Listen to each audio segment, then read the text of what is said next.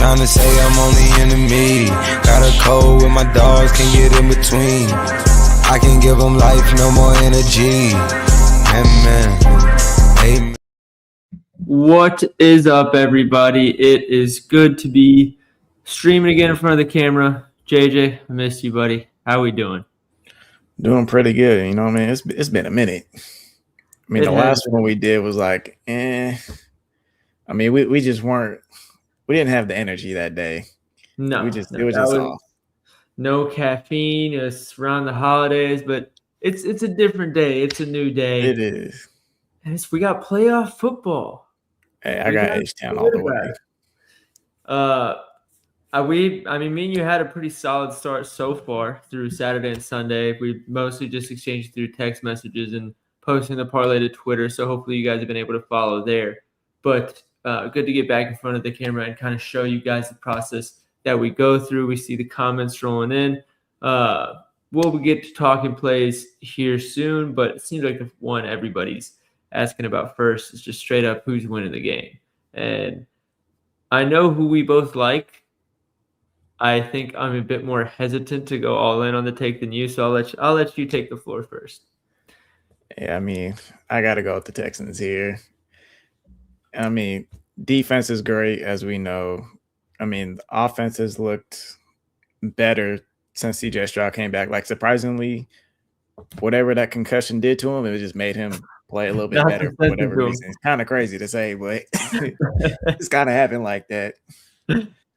He's had his ups and downs, but I mean, with the amount of man coverage, I mean, I feel like kind of got to target Nico Collins here. I think Nico Collins has a decent game. I know everybody and their moms is on him, so I don't think there's a whole lot to talk about there.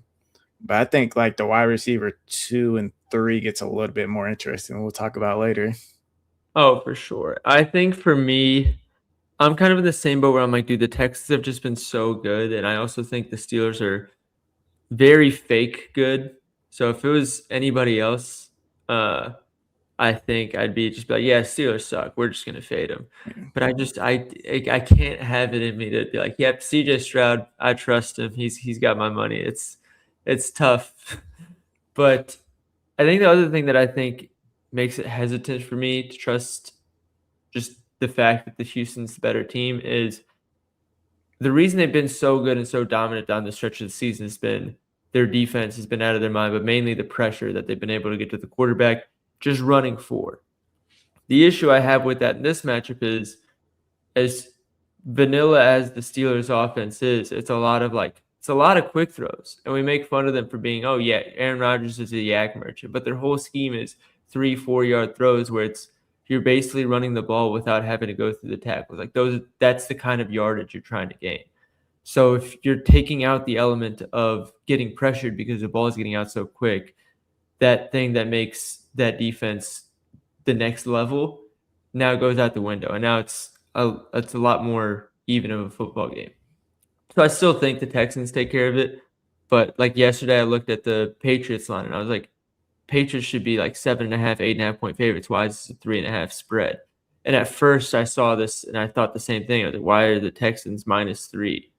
And then I thought about it and I was like, they should be favored for sure. They should win. But I understand there's a path for the Steelers to come and take this one. But that's kind of our take on it. We got some international followers in here as well. Appreciate you guys for tuning in. Always love to support whether you guys are 5 miles from us, 500 or 5,000. So thank you guys for tuning in and enjoying the football fun with us. Let's get into talking about the game. JJ, should we talk with the passing game or the running game first?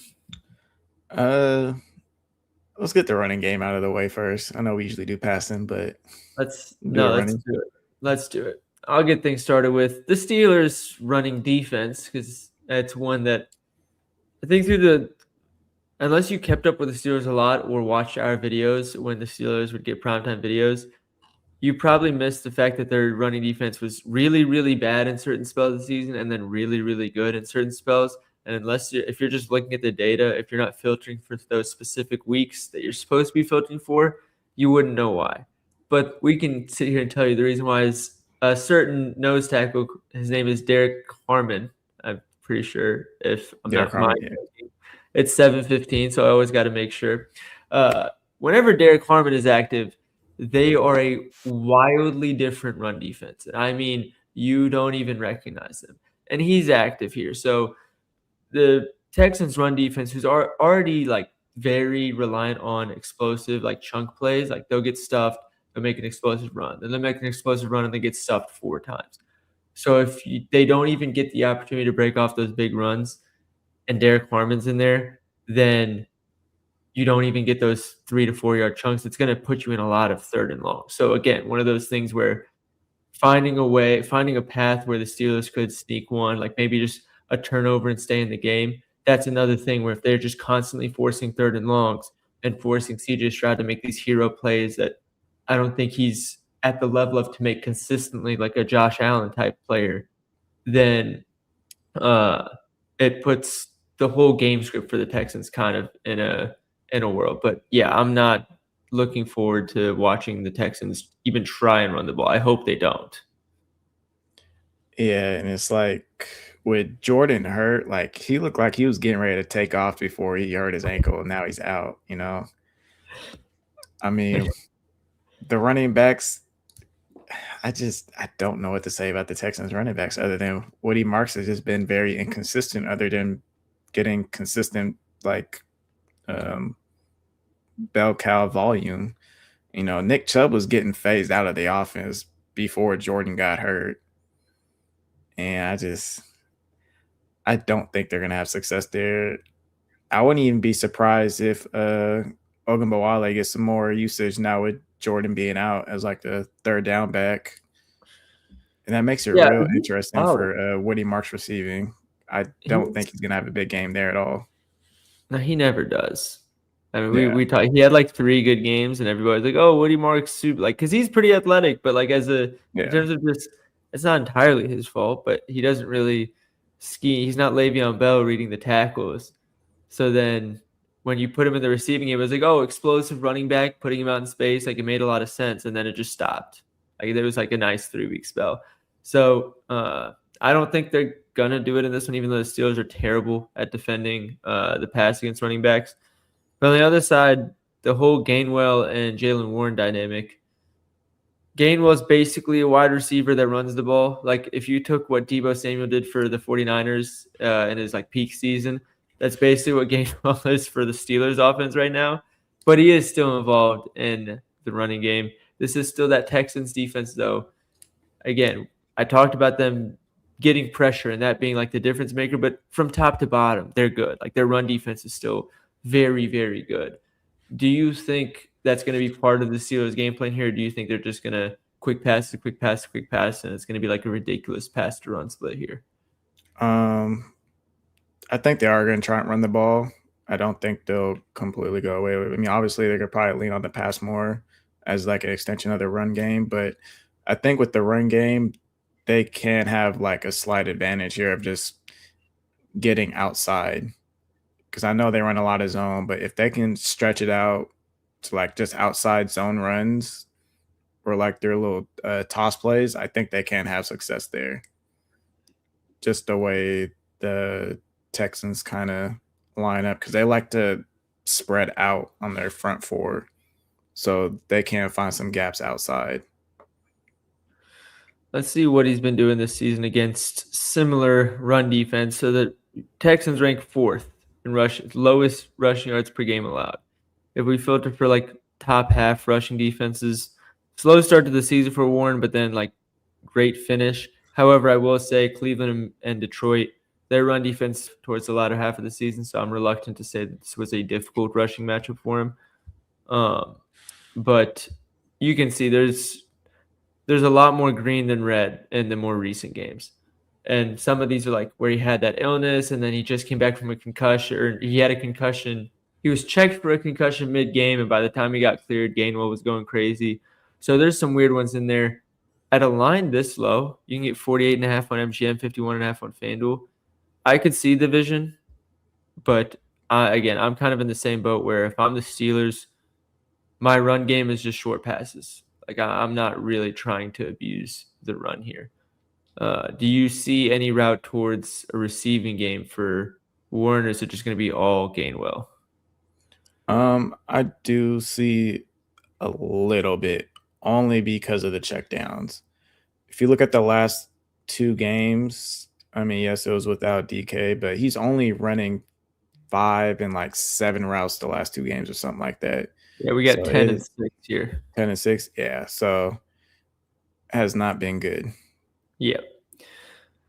So what about Gainwell then? Gainwell, I feel he is wide receiver 2.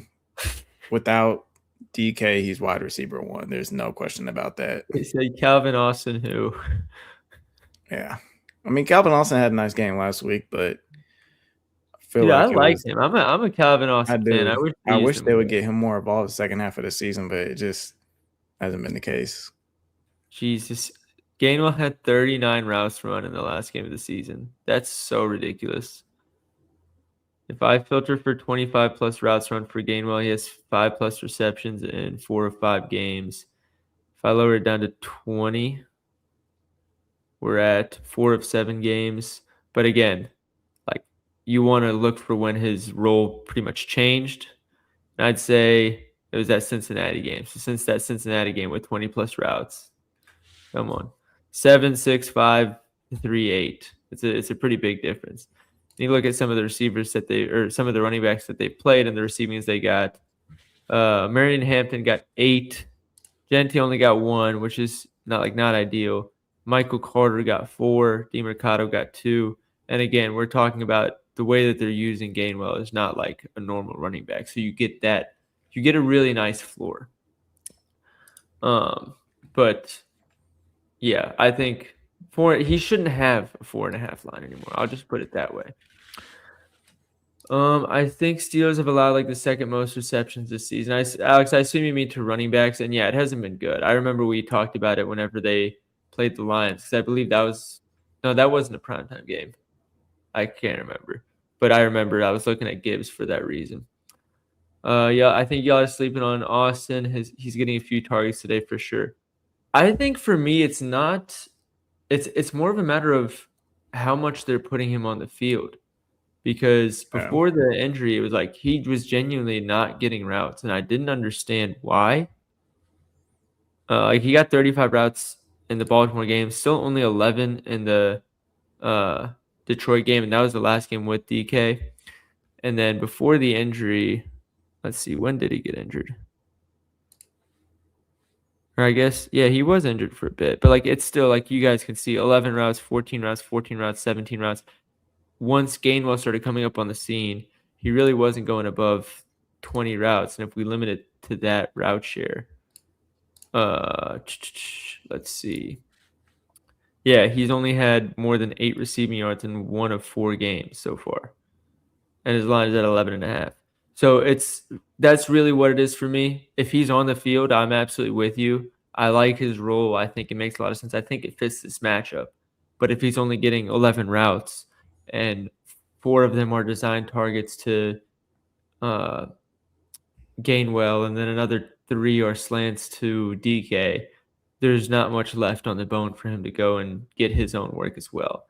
So that's really my only concern, but I definitely see the vision there. Anybody else worth talking about? Should we pull up Metcalf stats here? Yeah, let's do it. This is the concern with Metcalf, is that those outside corners for Houston are not to be messed with. I can probably say with confidence. Actually, no, Denver. Actually, they give Denver a run for their money for best 2 starting outside corners. No. Yeah, I would say so. Like the difference between Surtain and Stingley is pretty large, but then Riley Moss and I'm blanking on who helps out Stingley on the other side.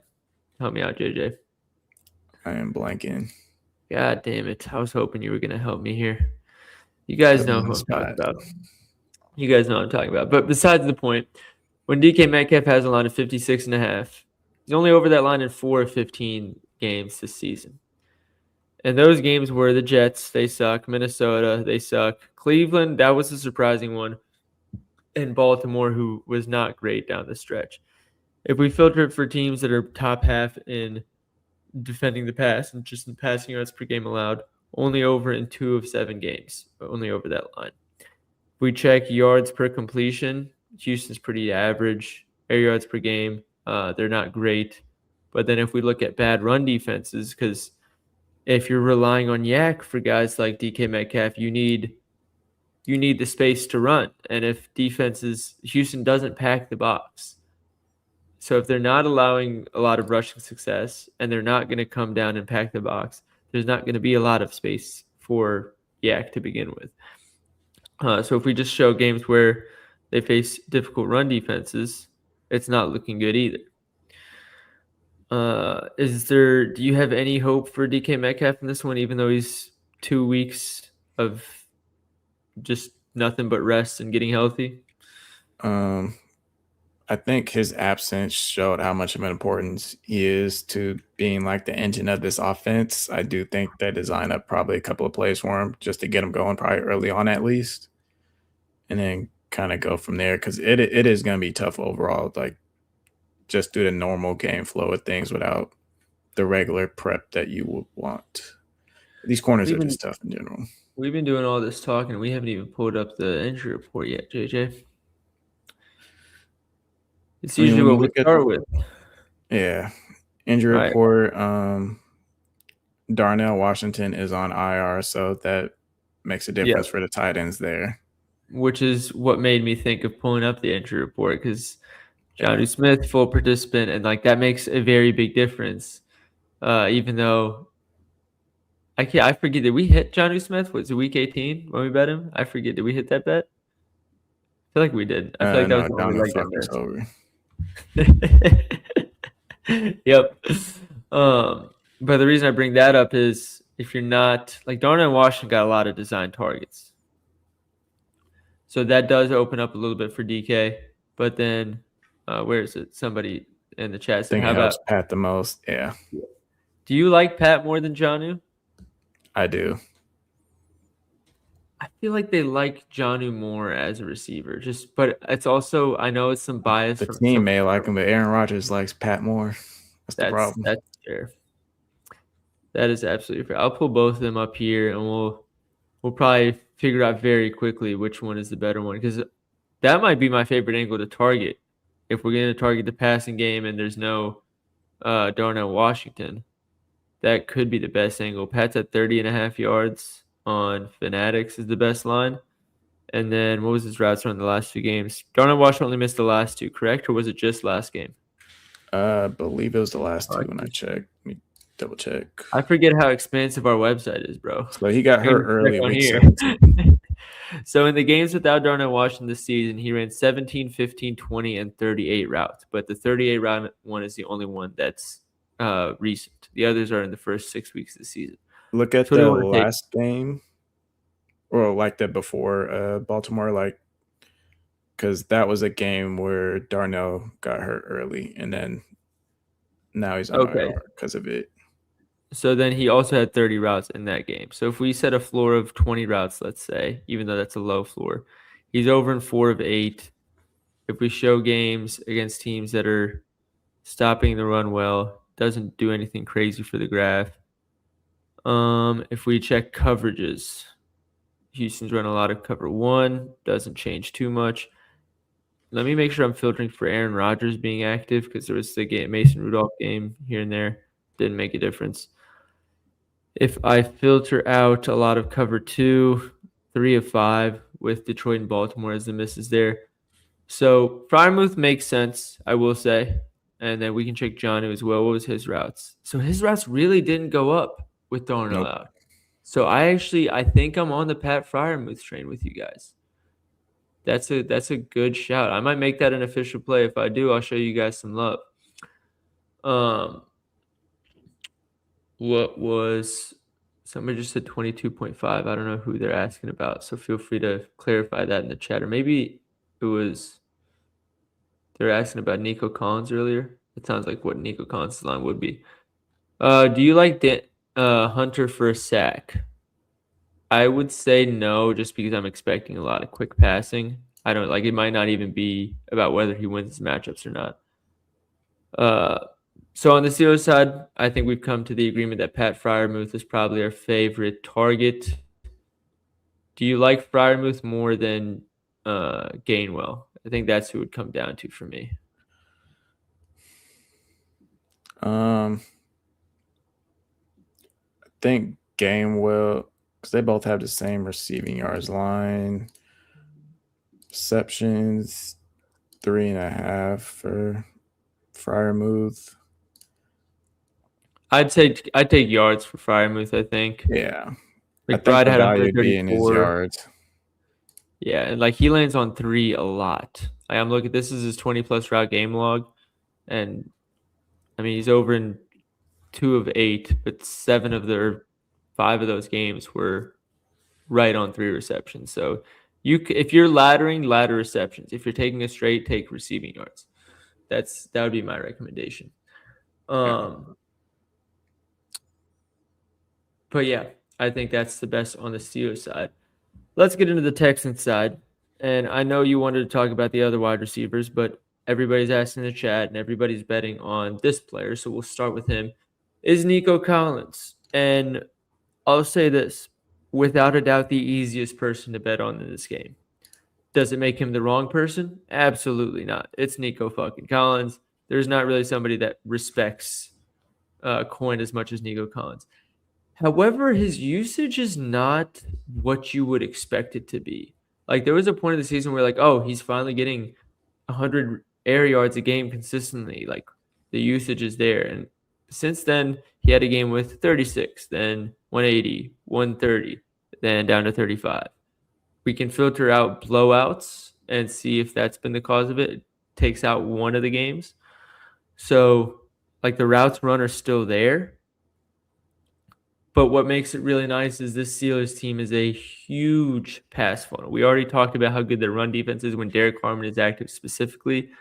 And I'm pretty sure when Derek Harmon is active, they allow the highest pass rate over expected against them by a wide margin. So you want to target the passing game if you're targeting Texans props, which is why it makes it so easy to be like, yeah, Nico Collins makes sense. Is there anything you're worried about where like if he fucks over the whole community and you look back at the film and say, oh, the Steelers did that. That makes sense why it missed. Is there anything like that for you? I think just taking away the deep ball. I think since week 13, they've allowed like the top 5 lowest deep ball rate, which is 20+ air yards. And you know, like all his he's targets. always a guy. He's always a guy to be targeted downfield. So that's why I kind of think the wide receiver 2s and 3s could be better targets here as far as like the value is concerned. Yeah. But that makes sense. he is the alpha receiver, so I don't expect him to just go away, you know. Yeah. And they have been a little bit better recently against wide receiver ones, which is interesting because they start off the season so poor against them. If we filter out teams that are really bad against the pass, we see that Nico Collins does really well in the receiving yard game. So, like it's a very big oversimplification. So it's oversimplification. I don't know which one. Don't worry about it. But sometimes you don't want to make it harder on yourself than it has to be. That's one of those things where we won't know if we're looking at it as complexly as we should until after the game's over. But what's worth mentioning is, like Jay just said, you think Nico Collins, you think deeper targets. It's kind of what his role is. Last game, only 1 of his 4 targets were deep targets. The game before, 4 of his 9 targets were deep targets, and this is 15+ air yards. 1 of 4 targets the game before, 4 of 8. So you're looking at about half his targets are deep targets. If you're not going to get those, you're banking on a lot of yak, which lucky for him, the Steelers are 12th worst in the NFL against. So there's absolutely there's no way I'm going to sit here and tell you, yeah, Nico shouldn't hit. Nico should absolutely hit. It's just I'm also a big Joey Porter fan. I'm a bigger Nico Collins fan than I'm a Joey Porter fan. But if Nico Collins suddenly has a bad game, and we see Joey Porter flexing a little bit, I'll be able to add that up pretty quickly in terms of how that happened. It's not like Joey Porter's some bump corner. The other thing is he doesn't travel with receivers. He's only staying on one side of the field. Yeah, but they don't like. It's not like they use Nico Collins like Jamar Chase, or they're like putting him across formations and like inside and then outside. So like, yeah, you could just put him on the opposite side, but they're gonna end up having a decent bit of matchups, no matter whether they shadows him or not. Is the kind of the way I'm viewing it. And the other thing is they play so far off the ball. Like if they do get him involved with like some quick routes, could attack him there and get some yak plays. Yeah. Somebody said hook me up with a play real quick about to start school and trying to get done before the end of the game. Our favorite so far is probably Pat Freiermuth, unless there's something else we've talked about that you like more. JJ, you can share that as well. I mean, my official play today is CJ Stroud under 12.5 rushing yards. Because, I mean, I went through the media and all that for the week, and he just seems like they're kind of telling him just don't run. And he just hasn't run. He said he's going to use his legs when it's available to him, and there have been times when it is available watching the film, and he just hasn't done it. So it's kind of make me think it's by design to keep him protected since the concussion. And I think 5 scrambles overall in the last 6 weeks. So, I mean, he's not running much. His longest rush has so far been 6 yards. And then on top of that, I mean, Steelers aren't really getting pressure. They're pretty average to below average at getting pressure. And if he's not pressured, he's not running the ball before the concussion or after the concussion. So kind of makes me lean towards the under here. I feel like ever since they had Justin Fields too, they've been really good at defending rushing quarterbacks. I haven't looked at like the latter half of the season, but like when they had Justin Fields and like they were going against him in practice, I started looking into it a lot. When I would fade Lamar Jackson's rushing against them, and like that would work pretty consistently. And then it got to the point where every time a rushing quarterback faced them, they were always like at least 10 yards short of their line. So maybe like I think the lack of getting pressure probably helps, but it's also I think they've seen it enough. They faced Lamar Jackson twice a year. They practiced against Justin Fields for a full off season in some of the season. So I think they have a pretty good idea on how to contain quarterbacks that are athletic. So I think that works in your favor as well. Definitely. Let's talk about Nico Collins. We obviously like. Let's get into some of the other guys. JJ, which one do you want to look at first? We're looking at a couple of things here. Let's look at Jaden Higgins. Higgins, let's do it. Thoughts on kickers? I'll say this. Fairbairn hits just every game. It might just be because the Texans are dog shit in the red zone. Like that might be a reason for it. But he just, no matter what, he somehow takes care of business every game. All right, so we're looking at Jaden Higgins' lines here. Is it actually at 25.5 yards, 28.5? That's low for him. Because week 17 was interesting. That was the first time Christian Kirk had a higher route share. But that was week 17 was a Chargers game, no? You're talking about week 18. Oh, week 18, it doesn't matter because Nico Collins was out. You're resting. Yeah, but week 17 was the game where Higgins had like 60 yards on the first drive. Yeah. But they took advantage of a wide open play. I mean, outside of that one play, he didn't do a whole lot. And then Xavier Hutchinson even had a higher route participation than him in that game as well.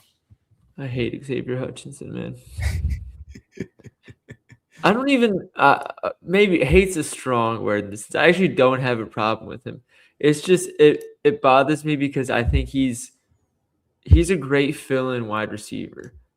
Yeah. I just don't watch and I'm like, yes, he's the wide receiver too of a playoff team getting 90% route share. I just don't see it. And every time I come on stream and say this about a player, they end up getting like 2 touchdowns and 150 yards. So if he does that, I'm going to clap for him because I don't actually hate him. But I hate talking. I hate talking about him because there's nothing I can see that's like definite where I'm like, oh, Jaden Higgins is good. He's going to do good in this matchup. But he also gets so much usage that I can't be like, yeah, we're taking his under. You can't do either one, and it's really frustrating in the gambling live stream. But so are you like, should I filter his routes rundown then? Is that what you want me to look at here? Or should I look at something else for Higgins? Or should we just move straight on to Hutchinson and not even worry about him? I'll just mention. I mean, we could definitely move on to Hutchinson because I think his line is low enough to where I think he can get his line for sure. All right, so we got it's 10.5. Oh my god. Oh, do they just expect Nico Collins to get 80% of the receiving yards for this team? Yeah. Jesus Christ. Like, it's basically, I'm interpreting this as Nico Collins is hitting all his props or the Texans lose. Like, those are the only two outcomes from this. All right, let's check routes run here for Xavier Hutchinson. Hutchinson still only had 16 routes against the Chargers. I guess when they went up, maybe it's just the fact they went up so big so early that there just wasn't that many routes to be had in general. But I'm going to limit it down. 28 pass attempts. I'm going to limit it down to 25 routes run because even with that game and in the games before, he wasn't going above 22. Yeah, it was week 16 and 17 where he was starting to see the increase in route share. Okay.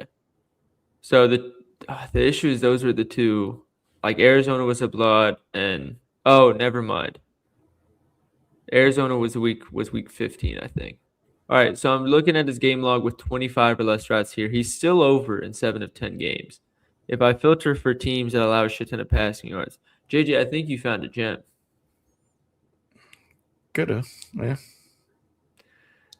Because if I just filter out really bad or really good rushing or really good passing defenses, it's all green.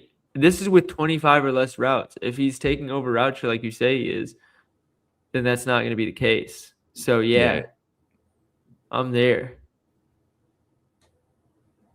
Yeah, I think we got he's spot on in the chat. Somebody other than Nico, like Nico's going to have a great game. Somebody other than Nico is going to have to catch a couple passes, no matter how good of a game Nico has. Especially with CJ Stroud having a 224.5 passing yards line, like somebody else has to get the ball. Yeah, and in a matchup like this where it's such a big pass funnel, I'm there with you guys. How are we not throwing the house on Nico Long's reception? I like it. I'm always gonna trust Nico Collins. As far as that route in particular, or that prop in particular, JJ mentioned earlier that the Steelers have been really good at limiting deep ball opportunities, and for a long reception prop, that's kind of what you need. The last one we got to talk about on that side of the ball is Dalton Schultz. Yeah. You guys hear Bruno banging at my door?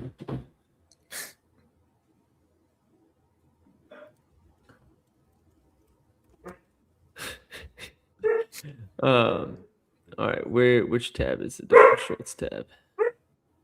Go quiet down in a minute, I promise you guys. Dalton Schultz is the last player we got to look at, and then we're gonna finally get cooking or finally lock in these parlays. We got time for one. We got ahead of it a little bit today. Thank God. Just a tad. But I will tell you guys, if we don't hit the parlay today, clearly going live early is bad luck. So that is something about that 5-minute time crunch is the reason we keep hitting parlays. So just keep that in mind. But Dalton Schultz this season. So I generally like to filter for coverages with tight ends, and Steelers run a lot of cover one. If I filter out the defenses that really don't use cover one, we see pretty damn good game log, 7 of 11 games. And so San Francisco was the one that didn't really use it, and he went under. So San Francisco and Seattle, we can kind of remove those because even though they average a lot of cover one usage, they didn't play it a lot in this game.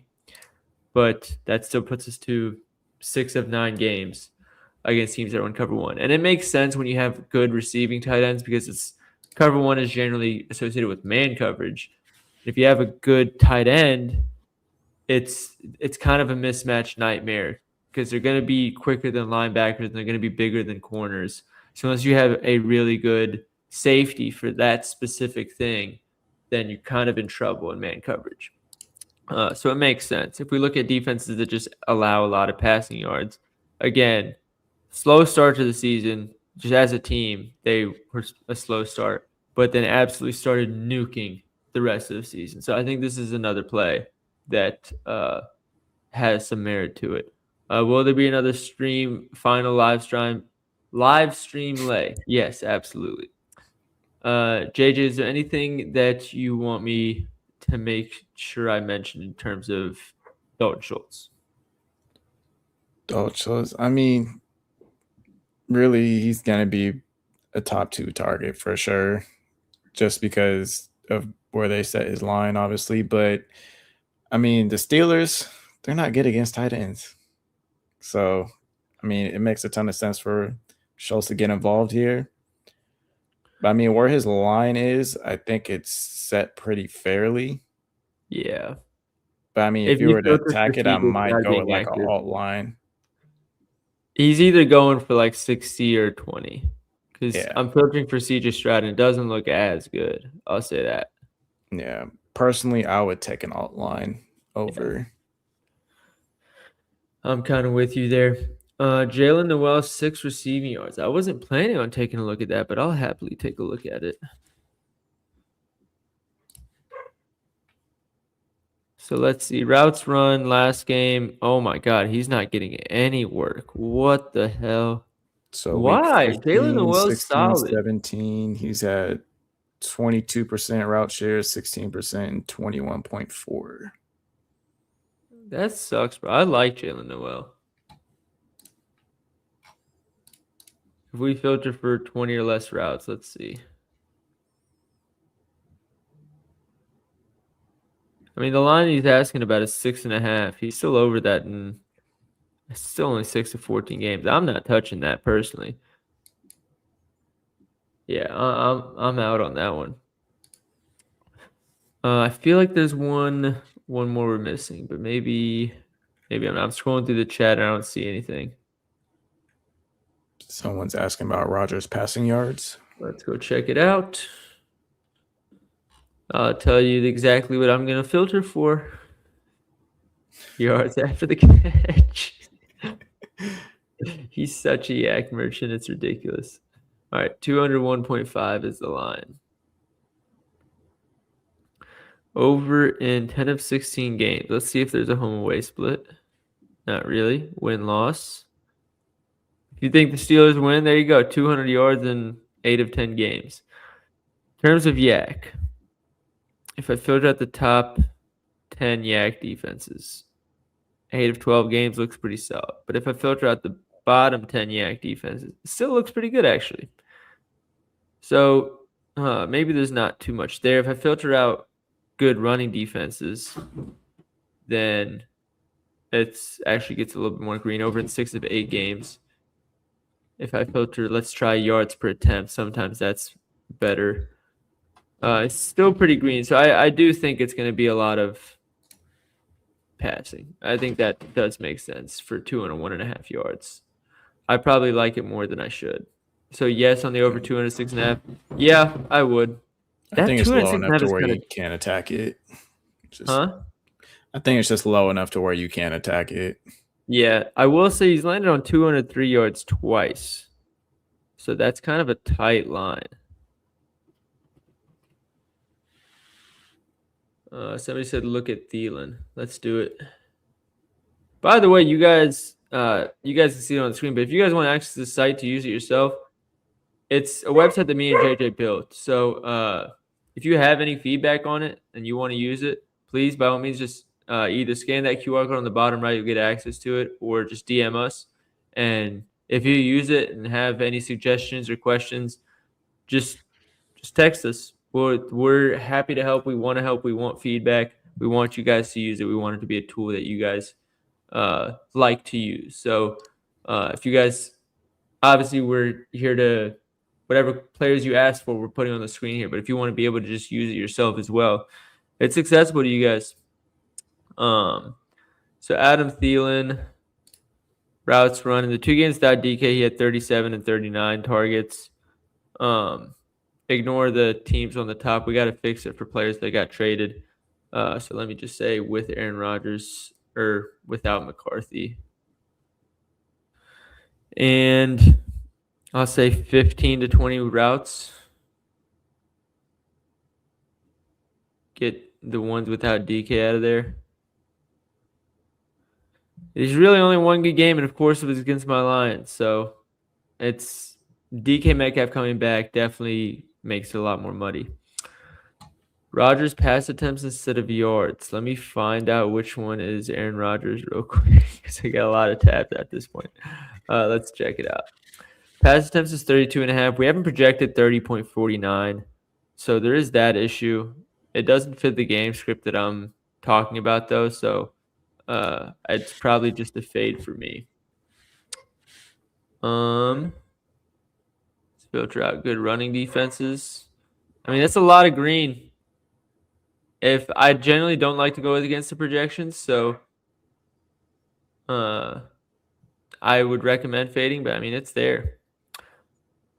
All right, parlay time. We want it. You guys want it. Let's start cooking. I know what we've been doing pretty much all season is a touchdown, spread bet, and then a parlay.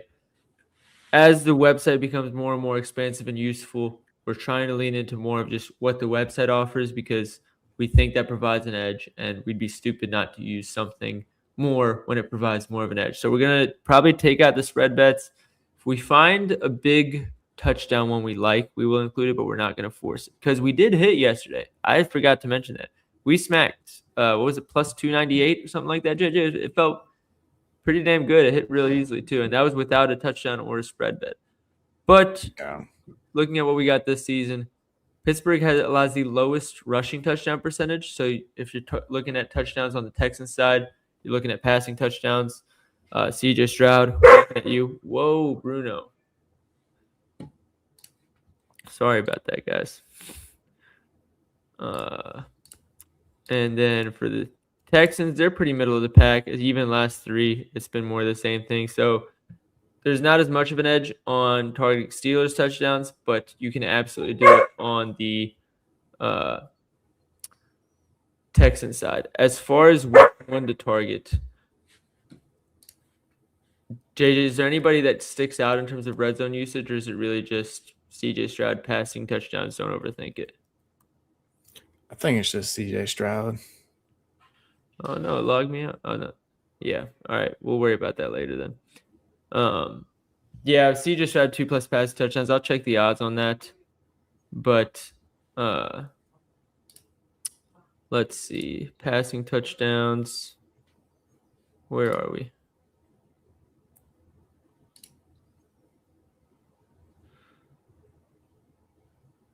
Where is this? Oh, here we go. Player passing touchdown, CJ Stroud. It's plus money. So, yeah, I think that's worth the plus money for sure. But as far as touchdowns, it's probably the only one I would go to. All right, let's cook this parlay, JJ. You're putting your foot down. You're not leaving this live stream without having this player on the parlay. Give it to me. Right now, I think I have to say it's between Freiermuth and Hutchinson, honestly. I'm big on Freiermuth, so I'll make your decision easy, and I'll just take Freiermuth from you. Yep, that works for me. Let's do a normal one and a lotto one. So Freiermuth 30+, Hutchinson. That's his line is so low. Jesus Christ. 13.5 yards for him.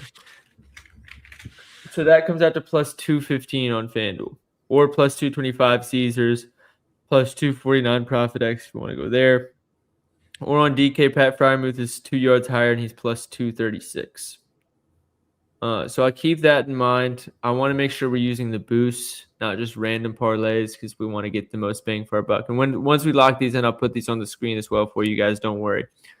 But let's see. FanDuel is giving us, for this game, a 30% boost on any 3-leg and an anytime touchdown. So we'll separate the Stroud one on its own. and we'll do a touchdown bet, because I think DraftKings is doing the same thing. I think they're offering an SGP boost and a touchdown boost, and we'll get the best out of it. But let me confirm that that's what DraftKings is offering as well. Let's see. Yeah, 30% boost and 30% touchdown boost. Is there a 3+ leg SGP? So it's the same things on each book. We honestly, what we can do, instead of making 2 separate SGPs, actually, that's exactly what we'll do. We'll make a normal one and then a lotto version. I'm tripping. All right. So the Freiermuth Hutchinson one, the best odds are on FanDuel for now. And then for the lotto, do you still want to use those guys? I feel like we should go a different direction. I feel like those aren't ladder type players. Freiermuth might be, just because he has so much usage, but I'm not really anticipating 40+ from Hutchinson. Could definitely use some other players. You guys are more than welcome to contribute in the chat. What's the parlay? Hurry. So the first one we're gonna have is gonna be Freiermuth and Hutchinson. I think it's weird. Kirk's lines are higher than Hutchinson. JJ, what's your vibe on Christian Kirk? I'm not a big Christian Kirk guy. I feel like Texans are kind of tired of that experiment a little bit. I mean, like I said, week 17, he was playing ahead of Higgins. So honestly, if they can actually find a way to actually convert his catches, because I mean, his targets have been fine. Was it 5 targets against the Raiders week 15, and then 5 targets against the Chargers week 17? It's just he only had 1 yard in that Chargers game on 2 receptions. So I mean, if he catches probably 3 passes again, he should be soaring over that line. How poetic would it be if he comes out and turns into prime Jags Christian Kirk with like 6 receptions in this one? It's definitely possible. Like I said, I like the wide receiver 2s and 3s here for the Texans. So if we were to go Gainwell receptions, how high is too high? I mean, he's running a lot of routes. If I remove blowouts, since I guess that only blowout is really the only game he started taking over the routes. But if I say he's had 26, 31, and 39 routes the last 3, but the last 2 are obviously without DK. If I filter for 20+, since he started blowing up, we have 7, 6, 5, 3, and 8. And the 3 was against Cleveland, who has a horrible scheme for running back receiving. I would probably say 7 would be too high for him. But I think if they are playing from behind, like, he can't get up to 6. All right, we'll start at 6, and then if we feel like we need extra juice on the odds, we'll go up to 7. What about the Texan side? Is it just Nico? Are we gonna feel stupid if we don't take Nico? I know you like the wide receiver 2s, but like he's gonna come out and get so many. I don't know. I'm not opposed to throwing Nico a big game here. How high are we going for that? This line's at 70.5, so 100+. That's what I'm thinking. Let me see if I can find 90 or 100. If I can find the Nico Collins tab, I can see like what's his air yards. Let's put it that way. That gives us like a pretty decent barometer of like what to put him at. Here we go. Nico Collins, he's had, and let me say with CJ Stroud. And non-blowouts with CJ Stroud. I mean, he had 1, 2, 3, 4, 5 consecutive games of 100+ air yards until that Chargers game with Stroud and no blowout. So let's see. If I filter 100 plus, I'm going to put it on the screen here. 100 plus against bad defenses. 98 and 104. If I filter out Stroud and blocks, we're just looking at opportunity. 98, 92, 136, and 104. So 90 plus seems like the lock. Not lock, but like, it was like, for being conservative on a lotto, as much of a conservative as you can be, it's that. And the best odds are on DK. Let's add one more leg. Because I want to. And we need, it's plus 529. We need something more, a little bit more juicy for a lotto. Yeah.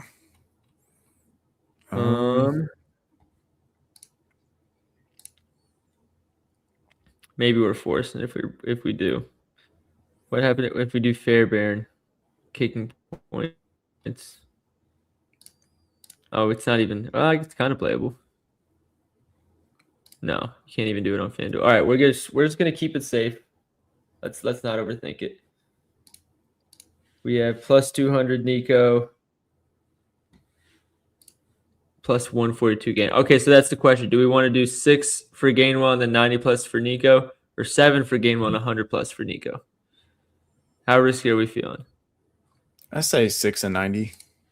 6 and 90. All right, we're locking in then. I'm going to get these locked in and put them on the screen for you guys.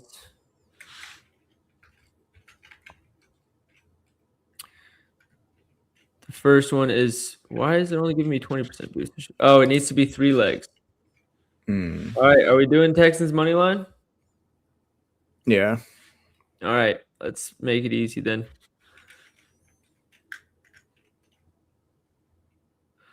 That way we get the 30% boost. $5 max. Are we being serious, DraftKings? Come on now.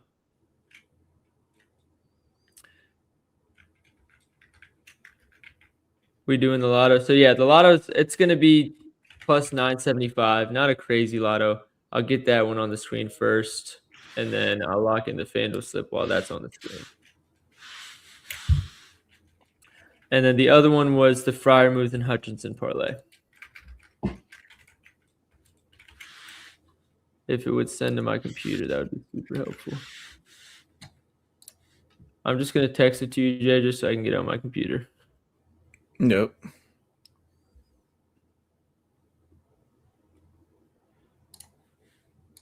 There we go.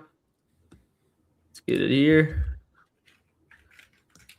And there is parlay number 1. And then let me lock in parlay number 2. That one also has to be 3 legs. Shit. Well, let's not do Texas again. Let's do Freiermuth 3 receptions. I'm with that. I think we're gonna need 3 anyways. And it gives us the 3rd leg. All right, Freiermuth, 3 receptions, 3 legs, max $25. Thank you very much. And I'll get that on the screen as well.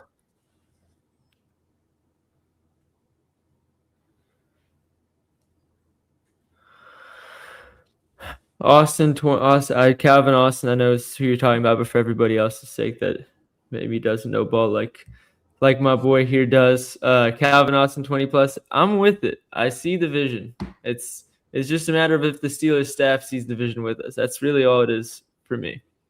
Yeah. I think he's a very underrated slot receiver. And then I'm going to be playing Freiermuth as a straight as well, for those that are interested in my straight of the day. I'm going to get that out to the Discord too. Is there any other questions of players you guys would want to talk about, us to go over while we get this all posted for you guys? Just feel free to let us know. And here's the parlay. Oh, we got to make the touchdown parlay. That was it. I'll do it on my phone real quick. Let me get this out to Winnable first, and then why Gainwell. His receiving work has just been nuts, and I think they're going to use the extension of the run and like the short passing game more than they just straight up use him in the rushing game. Jalen Warren over 10.5 receiving yards. JJ, that's your boy. What do you think about Jalen Warren? If he's getting 2 receptions, he's probably getting 10.5 receiving yards. But you also have to consider he's not running many routes. 10 max the last 2 weeks. Because what did you say? 10 and 7? 10 and 6. 10 and 6. Yeah. Not running a lot. Honestly, his under might be a move. Everybody's asking about his over, and like we talked about his over at the start. His under might be, if he's getting that little work, I would make that argument. You could definitely make that argument. Like it'd have to be designed for me to feel good about it. Do you like Gainwell under rushing? I do. I definitely do. It's hard to like any overs against a simple defense that's good at all the simple things. Like you have to find the overs that you have to like are gonna have to be the creative overs. All right, Pat Fryermuth, what's your best line?